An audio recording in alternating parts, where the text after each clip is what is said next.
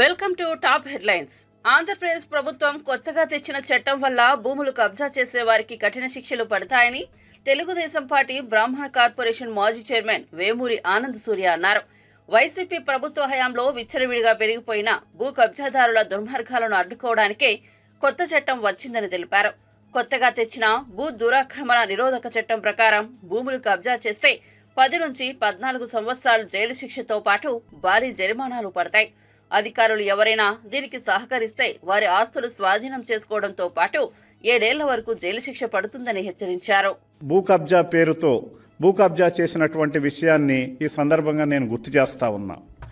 ఇటువంటి భూ కబ్జాకోరుల నుంచి కాపాడటానికి కూటమి ప్రభుత్వం 2024 భూ దురాక్రమణ నిరోధక బిల్లును తీసుకురావటం చాలా సంతోషదాయకం.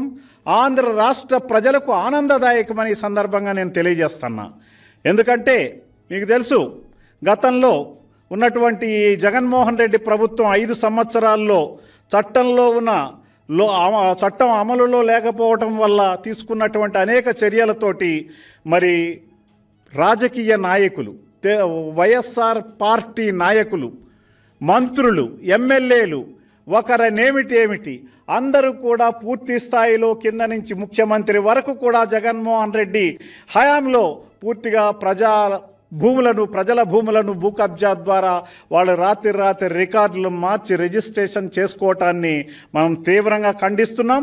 దాన్ని కంట్రోల్ చేయడానికి ఈ రోజున తీసుకునేటటువంటి భూ కబ్జా నిరోధక బిల్లు ఏదైతే ఉందో, భూ దురాక్రమణ నిరోధక బిల్లుని ఆంధ్ర రాష్ట్ర ప్రజలందరూ స్వాగతించి దీని మీద రాబోయేటటువంటి రోజుల్లో తీసుకునేటటువంటి అన్ని చర్యలు కూడా చాలా ఇబ్బందికరంగా ఉంటాయి. ఈ భూ కబ్జాకి పాల్పడిన వాళ్ళు ఎవరైనా ఉంటే వాళ్ళు భూ కబ్జాకు పాల్పడిన విషయాన్ని వాళ్ళు తెలుసుకుని వాళ్ళు వెంటనే సరెండర్ అయ్యారా, సరే సరెండర్ కాకపోయినట్లయితే వారి మీద తగిన చర్యలు తీసుకోవటం జరుగుతుంది.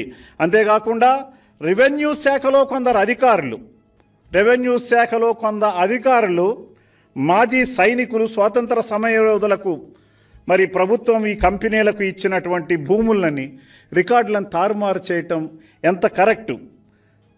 మరి దీనికి ముఖ్యంగా నాడు గతంలో వోక్స్ వ్యాగన్ ఊసెత్తితే ప్రపంచానికి గుర్తొచ్చేది ఆధునాతన పరిజ్ఞానంతో వచ్చిన కొత్త కారు. కానీ అక్కడ మనకు కనిపించేది బొత్స యొక్క రాజకీయ కుళ్ళు చరిత్ర, 11 కోట్ల భూ కుంభకోణం. ఇదేనా 11 కోట్ల? ఆనాడు 11 కోట్ల భూ కుంభకోణం, ఈనాడు 11 మంది ఎమ్మెల్యేల సహవాసం. ఇది చాలా అదో రకమైనటువంటి అవినాభావ సంబంధం కలిగినట్టు ఉన్నటువంటి విషయాన్ని ఆనాటి 11 కోట్ల భూ కుంభకోణం, ఈనాడు 11 మంది ఎమ్మెల్యేలు ఆ భూ కుంభకోణంలో భాగస్వాములు. ఇటువంటి దుశ్చర్య ఈ రోజున ఈ రకంగా కనపడతా ఉందంటే మనం ఏం చెయ్యాలి? ఉత్తరాంధ్ర తీసుకున్నట్లయితే 3 జిల్లాల్లో 2000 ఎకరాలకు పైగా బొత్స కుటుంబం. పార్లమెంట్ శీతాకాల సమావేశాలు ప్రారంభం కానున్న నేపథ్యంలో ఢిల్లీలో కేంద్ర ప్రభుత్వం అఖిలపక్ష సమావేశం నిర్వహించింది. దీనికి హాజరైన టీడీపీ పార్లమెంటరీ పార్టీ నేత లావు శ్రీకృష్ణదేవరాయలు ఆంధ్రప్రదేశ్కి సంబంధించిన పలు అంశాలపై పార్లమెంట్లో చర్చించాలని కోరినట్లు చెప్పారు.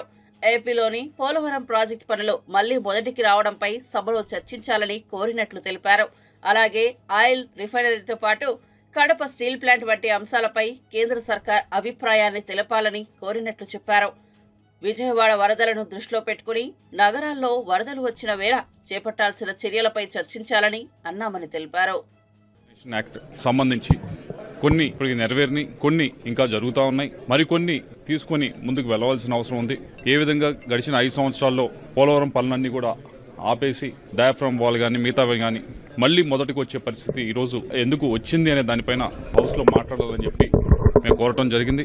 ఆయిల్ రిఫైనరీ ఏదైతే ప్రామిస్ చేశారో దాన్ని కూడా ఆంధ్రప్రదేశ్లో ఎప్పుడు నెలకొల్పబోతా ఉన్నారు, దాని స్టేటస్ ఏమిటి అనే దానిపైన కూడా డిస్కస్ చేయాలని కోరటం జరిగింది. కడపలో స్టీల్ ప్లాంట్ పెట్టాలని చెప్పి ఎక్కడ దాకా వచ్చింది, ఎందుకు ఇప్పుడు దాకా లేట్ అవుతా ఉన్నది దానిపైన కూడా డిస్కషన్ జరగాలని చెప్పి కోరటం జరిగింది. మొన్న విజయవాడలో మీరు అందరూ చూశారు, వరదలు వచ్చి పూర్తిగా ఒక సిటీ మొత్తం కూడా దాదాపు 10-15 రోజుల పాటు మునిగిపోయి ఇబ్బందులు పడ్డారు లక్షల్లో ప్రజలు. దీనిపైన డిస్కషన్ జరగాలి. దీనిపైన డిజాస్టర్ మేనేజ్మెంట్ ఫండ్ ఏ విధంగా ఉపయోగించబోతా ఉన్నాం, ఏ విధంగా ఈ డిజాస్టర్స్ ని మనం పరిష్కరించగలం అనే దానిపైన డిస్కషన్ జరగాలి. దాన్ని కోరడం జరిగింది. నదుల అనుసంధానం నుంచి ఆంధ్రప్రదేశ్ నుంచే మొదలవ్వాలి, దేశం మొత్తం మీద జరగాలి.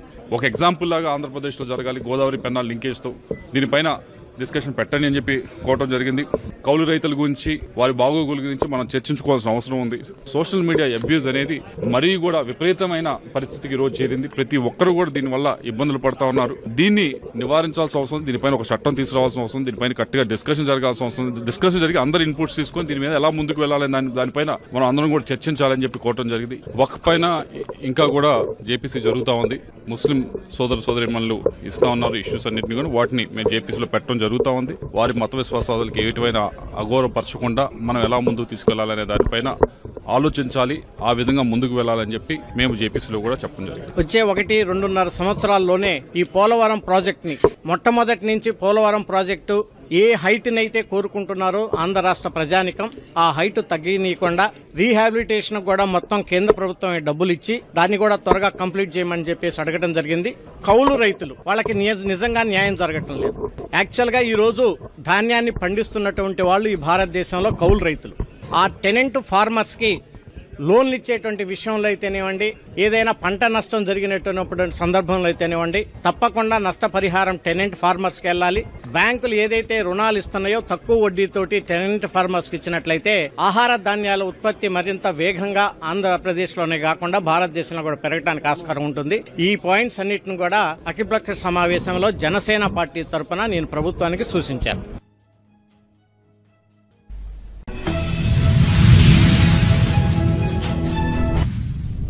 అబద్దాలు ప్రచారం చేయడంలో సీఎం రేవంత్ రెడ్డికి డబుల్ పీహెచ్డీ వచ్చని మాజీ మంత్రి హరీష్ రావు అన్నారు. పట్టపగలే నిర్భయంగా గ్లోబల్స్ ప్రచారం చేస్తుంటారని బండ విమర్శించారు. హుజూరాబాద్ నియోజకవర్గంలో హరీష్ రావు మీడియాతో మాట్లాడుతూ కర్ణాటక, తెలంగాణలో గ్యారంటీల పేరుతో కాంగ్రెస్ నాయకులు మోసం చేశారని అన్నారు. మహారాష్ట్రలోనూ గ్యారంటీ పేరుతో మోసం చేయబోయారని తెలిపారు.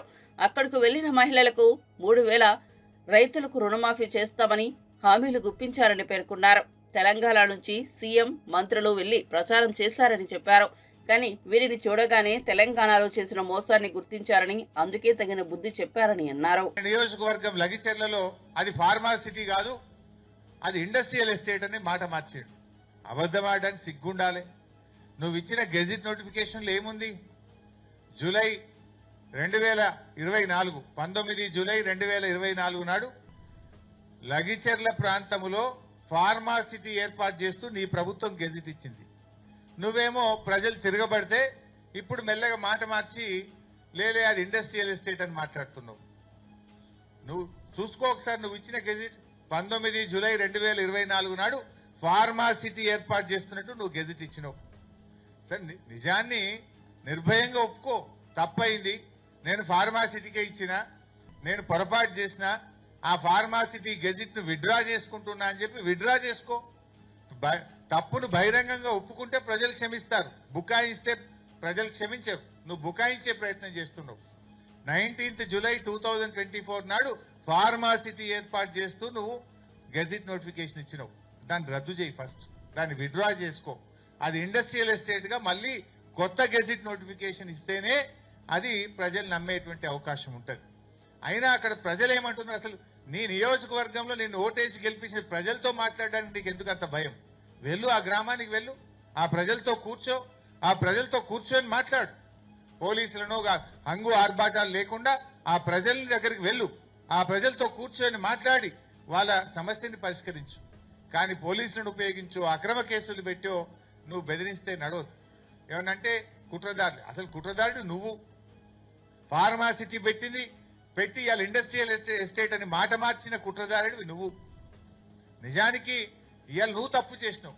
ఒక ఎమ్మెల్యేగా నువ్వు వాళ్ళ దగ్గరికి వెళ్ళి మాట్లాడాలి, వాళ్ళతో చర్చించాలి. ఇవాళ వాళ్ళు ఏమంటున్నావు? నువ్వు తొండలు గుడ్లు పెట్టేయని అన్నావు. అక్కడ మహిళలు పిల్లలు వెళ్ళి బ్రహ్మాండమైన పచ్చటి పొలాలు చూపిస్తున్నారు. అంటే నీకు అవగాహన లేదా? ప్రజల్ని తక్కువ అంచనా వేసి అబద్ధాలు ఆడుతున్నావా? నీ నియోజకవర్గంలో ఆడ ఏం పంట పండుతుందో కూడా నీకు అవగాహన లేదా? తొండలు గుడ్లు పెట్టే నువ్వు మాట్లాడితే పచ్చటి పొలాలు వాళ్ళు చూపిస్తున్నారు. అంటే ఈ రకంగా నువ్వు అబద్ధాలు మాట్లాడడంలో నువ్వు డాక్టరేట్ పొందాలి. నువ్వు ఏదైనా అబద్ధాలకు ఒక యూనివర్సిటీ ఉంటే ఫస్ట్ డాక్టరేట్ రేవంత్ రెడ్డికే వస్తుంది. ఏం మాట్లాడి మొన్నటిదాకా కాళేశ్వరం ప్రాజెక్టు కూలిపోయింది, 1,00,000 కోట్లు వృధా అయిపోయినాయని గోబల్స్ ప్రచారం చేశారు. గోరంతలు కొండంతలు చేసి ప్రచారం చేసిండ్రు. నిన్న మొన్న ఏం మాట్లాడుతుండు?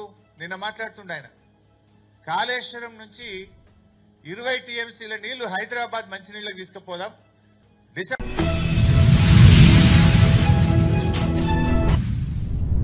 స్వార్థ ప్రయోజనంతో పచ్చి అబద్ధాన్ని నిజంలో ప్రచారం చేయడాన్ని ప్రజలెవరూ హర్షించరని, బాలినేని శ్రీనివాసరెడ్డి మంత్రిగా పనిచేసినప్పుడు ఇక్కడ ఎలా ఉంది అన్న విషయం ఆయనకు స్పష్టంగా తెలుసని వైఎస్ఆర్సీపీ రాష్ట్ర ప్రధాన కార్యదర్శి చెవిరెడ్డి భాస్కర్ రెడ్డి స్పష్టం చేశారు. గత 2 రోజులుగా మాజీ మంత్రి బాలినేని శ్రీనివాసరెడ్డి చేస్తున్న ఆరోపణలను చెవిరెడ్డి భాస్కర్ రెడ్డి తీవ్రంగా ఖండించారు. ఒంగోలులో వైఎస్ఆర్సీపీ కార్యాలయంలో పార్టీ రాష్ట్ర ప్రధాన కార్యదర్శి చెవిరెడ్డి భాస్కర్ రెడ్డి మీడియాతో మాట్లాడారు. తెలంగాణ ఫ్రీగా కూడా ఇవ్వడం లేదు అంటే ఆశ్చర్యం వేస్తుంది. మీరు మంత్రిగా ₹2.49 ఇంట్రెస్ట్ రేట్ ట్రాన్స్మిషన్తో కలిసి ఒక బ్రహ్మాండమైన ఒప్పందం జరిగి సంవత్సరానికి 3,700 కోట్ల రూపాయలు రాష్ట్రానికి ఆదాయం రావడం, నాణ్యమైన విద్యుత్తు, పగటిపూట విద్యుత్తు ఇచ్చేలాగా ఒక ఒప్పందం కుదిరితే నా పేరులో ఇంత మంచి ఒప్పందం జరిగిందని నేను చెప్పాల్సింది పోయి అర్ధరాత్రుల్లో నా చేత సంతకాలు పెట్టించాలంటే నేను సంతకం పెట్టలేదు, సంబంధం లేకుండా క్యాబినెట్ అప్రూవ్ చేశారంటున్నారు. మీ ద్వారా అడుగుతున్నా వాసన్న ఒకటే చెప్పినాం. 2021 సెప్టెంబర్ 10వ తారీఖు మనకి సిక్కు నుంచి ఒక లెటర్ వచ్చింది ప్రభుత్వానికి. ఆ మరుసటి రోజే క్యాబినెట్ ఉంది. ఆ లెటర్ వచ్చిన తర్వాత ఆ లెటర్లో వారు ఇన్ ప్రిన్సిపల్గా దాన్ని అప్రూవ్ చేస్తూ క్యాబినెట్ తీసుకొచ్చారు. అందులో కూడా మీరు సంతకం పెట్టారు. ఇన్ ప్రిన్సిపల్గా సెప్టెంబర్ 10వ తారీఖు 2021లో వచ్చిన లెటర్లో, ఇన్ ప్రిన్సిపల్గా వచ్చిన లెటర్లో కూడా సిక్కి అంటే ఇది కేంద్ర ప్రభుత్వ తరపున వచ్చినటువంటి సంస్థది. దాంట్లో లెటర్లో మీరు సంతకం, ఇన్ ప్రిన్సిపల్గా తీసుకున్న నిర్ణయంలో కూడా మీ సంతకం ఉంది. ఆ రోజు అప్రూవ్ కాల క్యాబినెట్లో. మళ్ళా దానిపైన కమిటీ వేశారు ఎనర్జీ సెక్రటరీతో. ఎనర్జీ సెక్రటరీతో కమిటీ వేసిన తర్వాత నెల రోజుల తర్వాత మళ్ళా క్యాబినెట్కి వచ్చింది. అందులో కూడా మీరు సంతకం పెట్టారు. ఇన్ని ప్రిన్సిపల్గా వచ్చిన లెటర్లో సంతకం పెట్టారు. నెల తర్వాత వచ్చినటువంటి కమిటీ వేసి కమిటీలో వచ్చిన లెటర్లో కూడా మీరు సంతకం పెట్టారు. 2 సార్లు సంతకం పెట్టి ఇక్కడ నా సంతకమే లేదు, నేను సంతకమే పెట్టలా, అర్ధరాత్రిలో నా సంతకం పెట్టించుకున్నారు. ఎలా మాట్లాడుతున్నారో అర్థం కాదు. ఈరోజు చంద్రబాబు గారిని అడుగుతున్నావు, వాసరిని అడుగుతున్నావు. నువ్వు ఒక్కటే చెప్పు, అనేక నిర్ణయాలు క్యాబినెట్లోకి టేబుల్ ఎజెండా కింద వస్తాయి. టేబుల్ ఎజెండాలో కూడా పెట్టి ఈ ప్రభుత్వమైనా, ఆ ప్రభుత్వమైనా, కేంద్ర ప్రభుత్వమైనా కొన్ని నిర్ణయాలు, కొన్ని ఆలోచనలు టేబుల్ ఎజెండా కింద కూడా వస్తాయి. కొన్ని ముందు రోజు నిర్ణయాలు తీసుకున్నట్టు ఉంటాయి. ఇవన్నీ కూడా సర్వసాధారణం. పరిపాలన నేను 10 సంవత్సరాలు శాసనసభ్యుడిగా పనిచేశాను. ఈ వ్యవస్థ మీద ఉన్న అవగాహనతో చెప్తున్నాను. కాబట్టి నాకేం సంబంధం లేదు, నేను పెట్టలేదని క్యాబినెట్ అనే కలెక్టివ్ డిసిషన్ అవుతుంది. ఎప్పుడు కూడా ముందు రోజు చర్చించుకోవడము, సేమ్ డే చర్చించడము, ఇవన్నీ సర్వసాధారణంగా జరుగుతున్న అంశాలే. కానీ ఈ పర్టికులర్ ఇష్యూలో మీరు ఇన్ని ప్రిన్సిపల్గా తీసుకున్న నిర్ణయంలో సంతకం పెట్టారు. 1 నెల తర్వాత పెట్టిన క్యాబినెట్ దాంట్లో కూడా మీరు సంతకం పెట్టారు. కానీ నాకు తెలియకుండా జరిగిందని చెప్పి ఇట్లాంటి సందర్భంలో కావాలని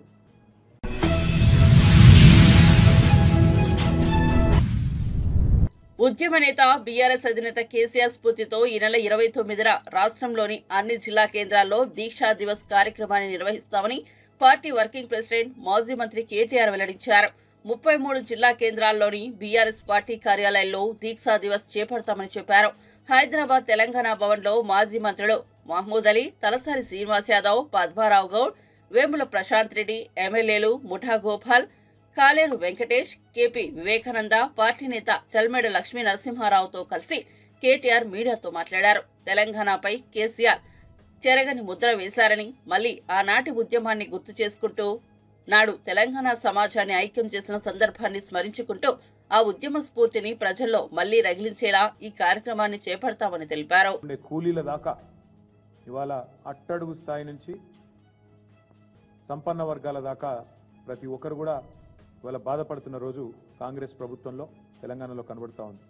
అందుకే ఈ దీక్షా దివస్ నుండి స్ఫూర్తి పొంది 15 ఏళ్ల కిందట కేసీఆర్ గారు ఎట్లయితే ఆనాడు తన సంకల్ప బలంతో అందరినీ కూడా ఒప్పించి మెప్పించి అందరినీ కలిపి ఏ రకంగానైతే ముందుకు పోయినామో అదే పద్ధతిలో కాంగ్రెస్ కబంధ హస్తాల నుండి 4 కోట్ల తెలంగాణ ప్రజలను కాపాడుకోవడానికి మరో సంకల్ప దీక్ష కూడా చేపట్టాల్సిన తరుణం ఆసన్నమైంది. ఆనాడైనా ఈనాడైనా ఏనాడైనా తెలంగాణకు పెద్దలు ప్రొఫెసర్ జయశంకర్ గారు ఇప్పుడు చెప్పేది స్వీయ రాజకీయ అస్తిత్వమే శ్రీరామ రక్ష అని చెప్పేది. ఈరోజు కేసీఆర్ గారి రూపంలో ప్రజలు తిరిగి మళ్ళీ ఒక్కసారి కేసీఆర్ గారి నాయకత్వాన్ని, ఆ పాలనను, ఆ పరిస్థితిని ఏదైతే తిరిగి కోరుకుంటా ఉన్నారో దానికోసం అందరం కూడా మా పార్టీ శ్రేణులు ఉద్యుక్తులై కలిసికట్టుగా ముందుకు పోవాల్సిన సందర్భం. 29 నవంబర్ మా అన్ని జిల్లా పార్టీ కార్యాలయాల్లో పెద్ద ఎత్తున దీక్షా దివస్ కార్యక్రమాన్ని నిర్వహించబోతా ఉన్నాం. 33 జిల్లా కేంద్రాలు అంతటా కూడా ఈ కార్యక్రమాన్ని ఘనంగా నిర్వహించాలని చెప్పి నిన్న కొంతమంది సీనియర్ నాయకులందరం కూడా సమావేశమైనాం. కేసీఆర్ గారి నాయకత్వం ఉద్యమంలో కానీ అదేవిధంగా పరిపాలనలో కానీ ఏదైతే ఒక చెరగని ముద్ర వేసిందో దాన్ని మళ్ళీ గుర్తు చేసుకుంటూ అక్కడి నుంచి స్ఫూర్తి పొంది మళ్ళొక్కసారి 2 జాతీయ పార్టీలకు బుద్ధి చెప్పే విధంగా కదం తొక్కుతాం. 29 నవంబర్ నాడు దీక్షా దివస్తో తెలంగాణ వ్యాప్తంగా మా పార్టీ శ్రేణులు ఎక్కడికక్కడ కదం తొక్కాలని చెప్పి కూడా విజ్ఞప్తి చేస్తూ ఈ కార్యక్రమానికి అన్ని జిల్లాలకు కూడా సీనియర్ నాయకులను ఇన్ఛార్జీలుగా నియమిస్తూ ఉన్నాం. ఎమ్మెల్సీలు ఉన్నారు, మాజీ ఎంపీలు ఉన్నారు, కొంతమంది ప్రస్తుత ఎంపీలు, సీనియర్ నాయకులు ఎవరెవరైతే ఉన్నారో వారందరి లిస్టు కూడా మీకు అందజేస్తాం. వారందరినీ ఇన్ఛార్జీలుగా నియమిస్తూ ఉన్నాం. వారు 26 తారీఖు నాడు ప్రతి జిల్లాలో కూడా జిల్లా ముఖ్య నాయకులు కార్యకర్తలతో అన్ని జిల్లాల్లో కూడా సమావేశాలు నిర్వహించడం జరుగుతుంది. 29 కార్యక్రమానికి దీక్షా దివస్కి సన్నాహక సమావేశం 26 నాడు ప్రతి జిల్లాలో కూడా జరుగుతుంది.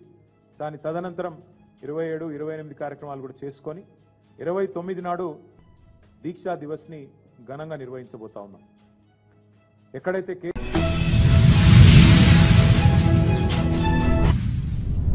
ఋషుల ఆలోచనలో ఇది సనాతన దేశమని ఆర్ఎస్ఎస్ మోహన్ భగవత్ అన్నారు. మన పూర్వీకుల దగ్గర సంస్కారం ఉండేదని, కాబట్టి వ్యవహారం ఉండేదన్నారు. హైదరాబాద్లోని హైటెక్ సిటీ శిల్పకళా మందిరంలో లోక్ మంథన్ 2024 కార్యక్రమం ముగింపు వేడుకలు నిర్వహించారు. 4 రోజుల పాటు జరిగిన లోక్ మంథన్లో వివిధ దేశాల ప్రతినిధులు పాల్గొన్నారు. ఈ సందర్భంగా మోహన్ భగత్ మాట్లాడుతూ సంతోషం బయట వెతుక్కుంటూ ఉన్నారని, కానీ మన పూర్వీకుల సంతోషం మనలో ఉందని 100 ఏళ్ల క్రితం చెప్పారని వెల్లడించారు. మన దేశంలో విదేశీయులు ఆక్రమణకు వచ్చి మన సంస్కృతిని చిన్నాభిన్నం చేశారని అయినా కూడా దేశం నిలబడిందన్నారు. क्योंकि व्यावहारिक धरातल पर और तात्विक धरातल पर हम जीत गए हैं।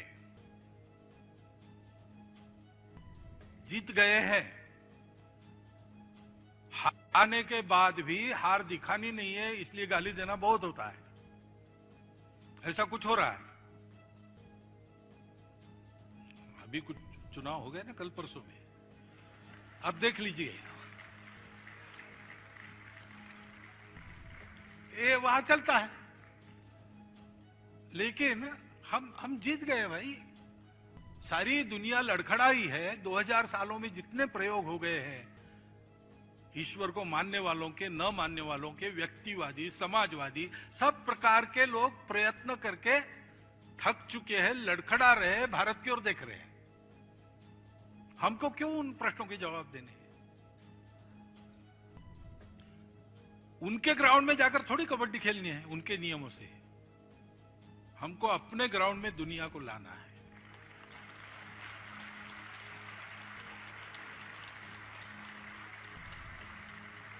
इस दृष्टि से हम समझ लें, हम तन्मय हो जाए, हम समझ जाए, क्योंकि ये सत्य ऐसा है, वो तन्मयता से ही मिलता है और वो तन्मयता आत्मीयता से ही आती है। ताही अहीर की छोहरिया छछिया भरी छाछ पे नाच नचावई, ऐसा है ये। शेष महेश गुणेश दिनेश सुरेश जाऊ निरंतर ध्यावई, जाहि अनादि अनंत अखंड अछेद अभेद सुवेद बतावई, नारद से शुक्य व्यास रटे पछी हारी थके पुनि पार न पावई, ताही अहीर की छोहरिया छछिया भरी छाछ पे नाच नचावई। उसके साथ तन्मय होना, और तन्मय होने के लिए जैसे हम हैदराबाद में आते हैं, जैसे हम दिल्ली में आते हैं, जैसे हम बड़े बड़े शहरों में जाएंगे, ऐसे बड़े परिसरों में जाएंगे, वैसे कभी कभी छोटे गुटों में मिलकर जंगलों में जाना चाहिए। छोटे छोटे लोक मंथन हमारे वहां होने चाहिए, वहां हमारे साथ हमारे पंक्ति में वहां के लोग बैठने चाहिए, वहां हम पूछेंगे वो उत्तर देंगे। उन्हीं को पूछना, श्रद्धा से पूछना, श्रद्धया प्रणिपातेन परिप्रश्नेन सेवया। लोग को समझना है, लोगों में जाना पड़ेगा। है कर्म प्रवण लोग है, वो तो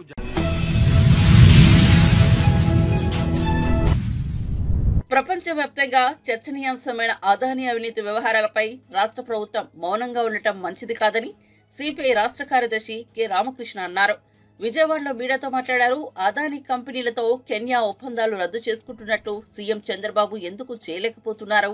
రాష్ట్రంలో ఏదో పెద్దతల తప్ప ఇంకెవరూ కూడా ముడుపులుగా 1750 కోట్లు అంత పెద్ద మొత్తాన్ని తీసుకోలేరు.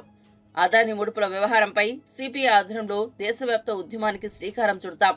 స్వర్ణాంధ్ర విజన్ 2047పై ఆర్థికవేత్తలు, మేధావి వర్గాలతో చర్చలు జరపాలని రామకృష్ణ అన్నారు. 24వ తేదీ నాడు కేసు నమోదైంది.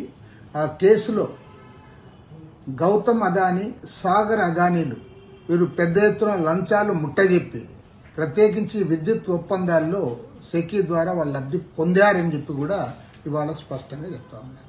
ఇందులో క్లియర్గా చెప్తా ఉన్నారు, 1750 కోట్ల రూపాయలు ఆంధ్రప్రదేశ్ రాష్ట్రంలో వివిధ హోదాల్లో పనిచేస్తున్న అధికారులకు లంచాలు ముట్టజెప్పారు, తద్వారా లబ్ధి పొందారని చెప్పి కూడా ఇవాళ కేసులో వారు చెప్పడం జరిగింది. అంటే చివరికి అమెరికా లాంటి దేశంలో న్యూయార్క్ ఈస్టర్న్ కోర్టులో అక్కడ కేసు నమోదైందంటే మరి అది జరిగింది ఎక్కడ? ఆంధ్రప్రదేశ్లో జరిగింది. మేము ముందు నుంచి కూడా చెప్తా ఉన్నాం, అదానికి ప్రభుత్వం లొంగిపోయింది, జగన్మోహన్ రెడ్డి ప్రభుత్వం పూర్తిగా లొంగిపోయి రాష్ట్రాన్ని అప్పజెప్తా ఉన్నాడు అని కూడా మేము స్పష్టంగా చెప్పడం జరిగింది. ఇవాళ న్యూయార్క్ ఈస్టర్న్ కోర్టులోనే ఇది విచారణకు వచ్చిందంటే దాదాపు 6 మందికి వారు నోటీసులు కూడా ఇచ్చారు. అందులో గౌతమ్ అదానీ, సాగర్ అదానీ, వినీత్ జైన్, రంజిత్ గుప్తా, అదేవిధంగా సౌరభ్ అగర్వాల్, దీపక్ మల్హోత్రా అండ్ రూపేష్ అగర్వాల్ వీళ్ళందరిపైన కూడా కేసు నమోదైంది. వాళ్ళకు కూడా నోటీసులు ఇచ్చారు. కాబట్టి నేను ఇవాళ ముఖ్యమంత్రి గారిని విజ్ఞప్తి చేస్తా ఉన్నా, ఇవాళ రాష్ట్రాన్ని అదానికి దోచిపెట్టడానికి జరిగిన ప్రయత్నాలన్నిటిపైన కూడా సమగ్రమైన విచారణ జరగాలి. అదేవిధంగా ఈ 1750 కోట్ల రూపాయల లంచాలు ఏ అధికారులు అయితే తీసుకున్నారో వాళ్ళకు కూడా సివియర్ పనిష్మెంట్ ఉండాలి. తక్షణమే వాళ్ళందరూ కూడా ఉద్యోగాల నుంచి తొలగించాలి.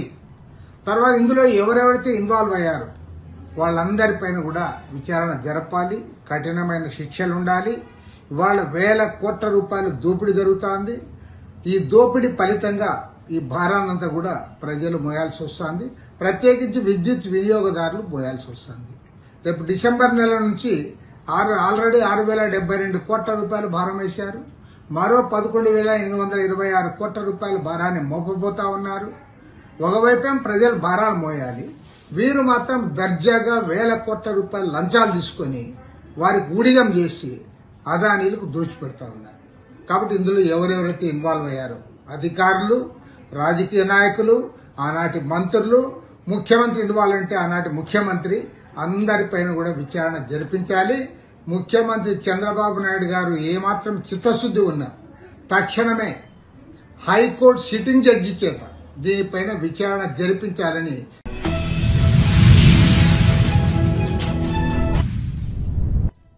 కొండారెడ్డిపల్లి మాజీ సర్పంచ్ పాంకుంట్ల సాయిరెడ్డి మృతి కేసులో సీఎం సోదరులపై పీడీ యాక్ట్ నమోదు చేయాలని బీఆర్ఎస్ రాష్ట్ర ప్రధాన కార్యదర్శి ఆర్ఎస్ ప్రవీణ్ కుమార్ డిమాండ్ చేశారు.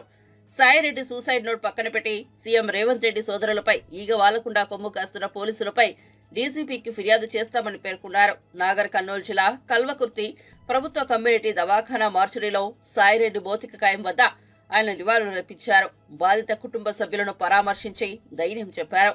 అనంతరం దవాఖానాలో ఆవరణలో ఆర్ఎస్ ప్రవీణ్ కుమార్ మీడియాతో మాట్లాడుతూ సీఎం సోదరుల తీరుతో అవమాన భారానికి గురై సాయిరెడ్డి ఆత్మహత్య చేసుకుంటున్నట్లు తెలిపారు. 5 సంవత్సరాల వృద్ధుడు, సీనియర్ నాయకుడిగా పేరొందిన వ్యక్తి, 15 సంవత్సరాలు నిరంతరాయంగా సర్పంచ్గా పనిచేసిన వ్యక్తి, సీనియర్ సిటిజన్, ముఖ్యమంత్రి ఆయన అన్నలు తమ్ముళ్ళ పేరు రాసి మరి సూసైడ్ చేసుకున్నాడు.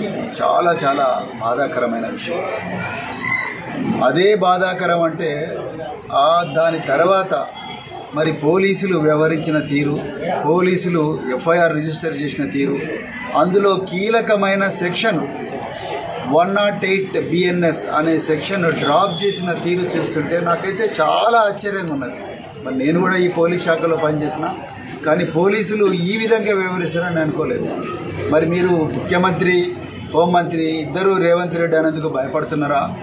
లేకపోతే మరి సీఎం రేవంత్ రెడ్డి బ్రదర్స్ వాళ్ళు ఎంతమంది ఉన్నారో వాళ్ళందరూ కూడా రాజ్యాంగేతర శక్తులుగా వ్యవహరిస్తూ మరి పోలీసులను కూడా తమ గుప్పిట్లో పెట్టుకొని వాళ్ళు ఆడిందే పాడిందే పాటగా నడుస్తున్నందుకు మరి మీరు భయపడుతున్నారా? ఎందుకు మరి మీరు 108 BNS పెట్టలేదు? మీరు రాష్ట్ర ప్రజలకు వివరించాలి.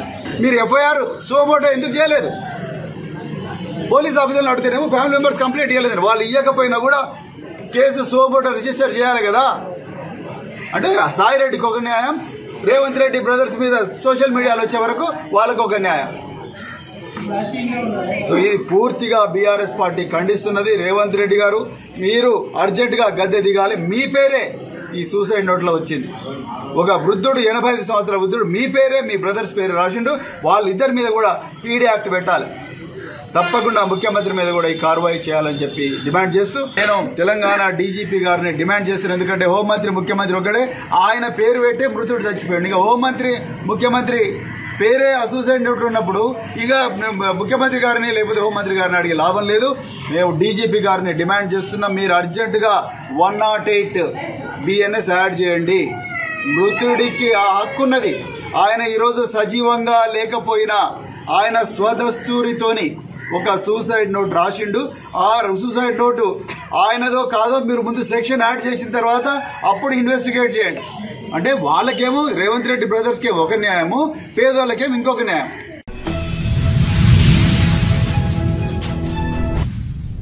శివసేన ఎంపీ సంజయ్ రౌత్ మహారాష్ట్ర అసెంబ్లీ ఎన్నికల ఫలితాలపై తన ఆగ్రహాన్ని వ్యక్తం చేశారు. ముంబైలో జరిగిన ప్రెస్ క్లబ్ లో ఆయన మాట్లాడుతూ మహారాష్ట్ర ఎన్నికల ఫలితాలు షాకింగ్, ఆశించిన విధంగా ఉన్నాయి. ఇటువంటి ఫలితాలు ఎవరు ఊహించలేదు. ప్రధాని మోదీ మహారాష్ట్ర నుండి పరిశ్రమలను గుజరాత్ కు తరలించారు.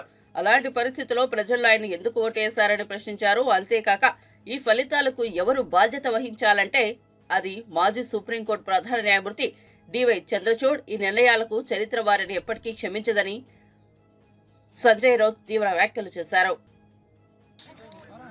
हम लोगों ने अपना वर्तमान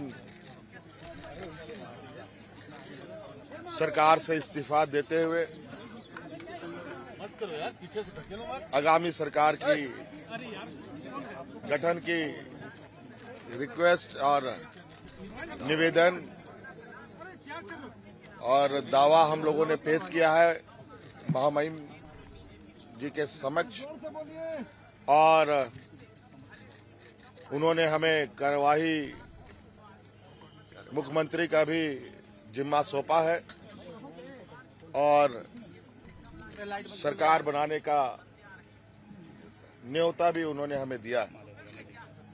और इस क्रम में हमारे साथ कांग्रेस प्रभारी भी हमारे साथ रहे, आरजेडी के प्रभारी भी हमारे साथ रहे, वाम दल के भी प्रभारी हम लोगों के साथ रहे, और हम लोगों ने अपने पूरे विधायकों का समर्थन भी इनको सौंपा है।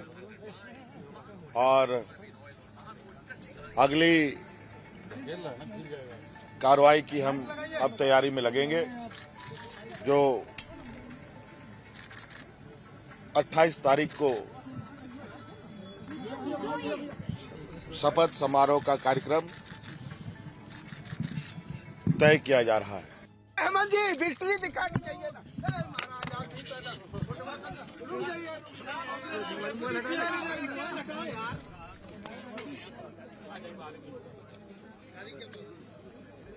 आप बना है कुछ ठीक है।